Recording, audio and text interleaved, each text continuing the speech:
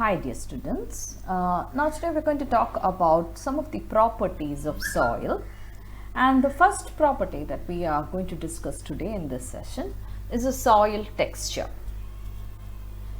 What is soil texture? If we're going to understand what is soil texture, but we need to know that soil is made up of both of organic as well as inorganic material. Now, what is organic material? Organic materials are the ones which have been formed by the decaying of carbon containing matter. That is, when the plants and animals all decay within the soil, they will result in the formation of organic matter. But there are certain also inorganic materials. Inorganic materials are those materials which will not contain carbon in their compounds. So, such inorganic material of the soil is referred to as its mineral matter, and they are usually being formed when a rock is being weathered into small particles by either physical or chemical factors. What's a rock, right?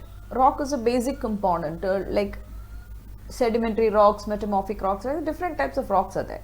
These rocks, by physical as well as chemical agents, they get weathered or broken down into small pieces, and that would result in the formation of inorganic particles or inorganic minerals within the soil.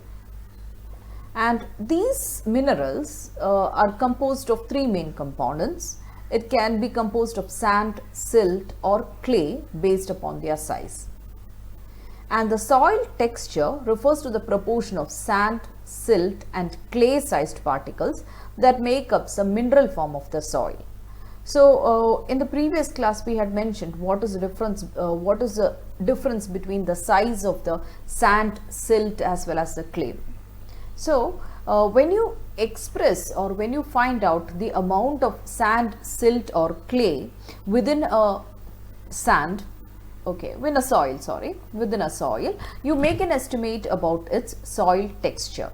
So, among the mineral components, how much sand, silt or how much clay is there, that has been verified to mention the soil texture.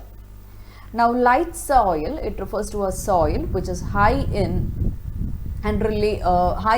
sand relative to the clay, while the heavy soils are made up of largely of clay. Hope so you recollect this one. In the last class also I had mentioned about this. What is the difference between sand, silt and clay? When the particles of the soil is of a size less than 0.002 millimeter, we refer to them as the clay particles. And when they are of a size between 0.002 to 0.05 millimeter, we refer them to as silt. And when the size of these soil particles increases from 0.05 millimeter, we refer them to as sand. So, based upon the proportion of the sand, silt and clay, the texture of a soil is being described. And this is a soil texture triangle. Based upon the percentage of the different sand, silt and clay, we will describe the soil texture.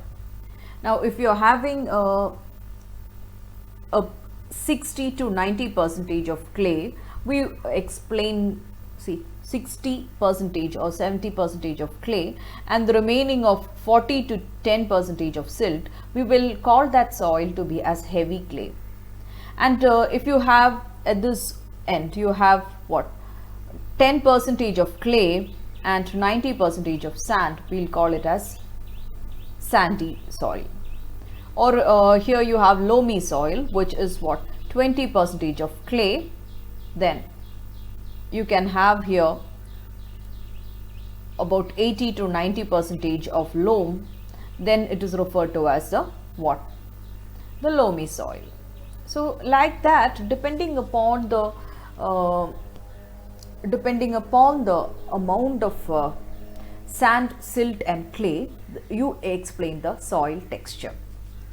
Now, let's go into the details of this. Sand is the largest of the mineral particles, and they create large pore spaces so that the aeration of the soil is being found to be higher.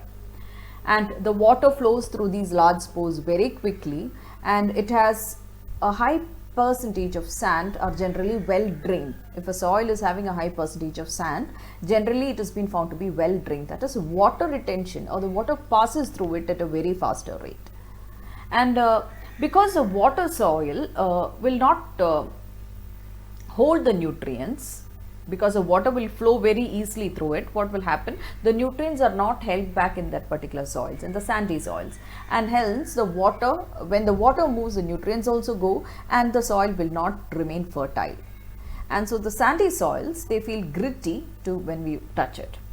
Or if you go to look at the silt based soil, okay, this is a mid-sized soil particle, as we mentioned earlier, and it has a good water holding ability, and it is a good fertile soil. That is, if a soil is having more of silt, it is more fertile.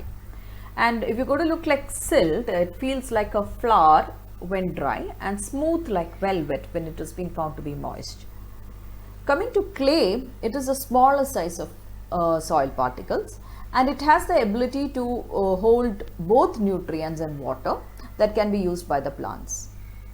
And it increases very small pore sizes, resulting in the poor aeration and poor water drainage.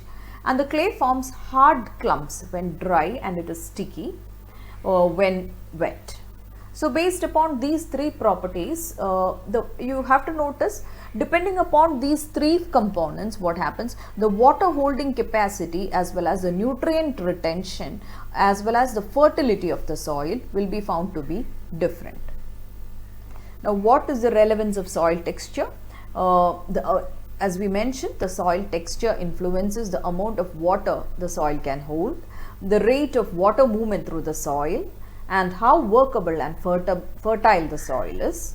These three factors are influenced by the soil texture.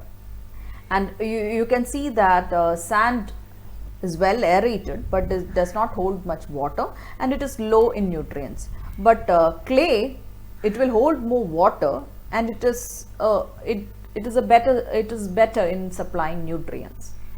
So based upon the texture, we will classify different soils. Now, how do you determine the soil texture? The basic thing is, then there's an easy method. You just have to take 2 tablespoons of soil in one hand and add water drop by drop, and while working the soil until it reaches a sticky consistency.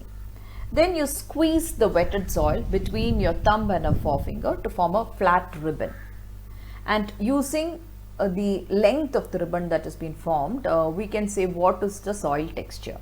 I'm just given a small table for your reference. Now, if it is sandy soil, it will have a length of about less than 15 millimeter. And if it is a clayey soil, the length of this ribbon, which has been formed after pressing it between your thumb and your forefinger, will be about 50 to 75 millimeters. It's mainly because about the water retention capacity and how firmly the soil is being bound to each other. So this is the basic classification of soil based upon the 3 different components as we mentioned here, that is a soil, silt as well as the clay. Remember, the clay is the smallest type, a particle of about 0.002 millimeters, and when it becomes up to 0.05 millimeter, we consider it as silt, and when it becomes greater than 2 millimeter or greater than 0.05 millimeter, we consider it to be as sand. So this is the basic classification of soil based upon its soil texture. Based upon the soil texture, we divide them into basically 3 types: sandy soil, loamy soil and clay soil. But depending upon the different types of variations, the soil types would also be different. And soil texture has a very important role, as we know, into the fertility of the soil as well as the water retention ability, as well as it will in turn influence the agricultural growth also. Hope so this is clear to you. Thank you for now.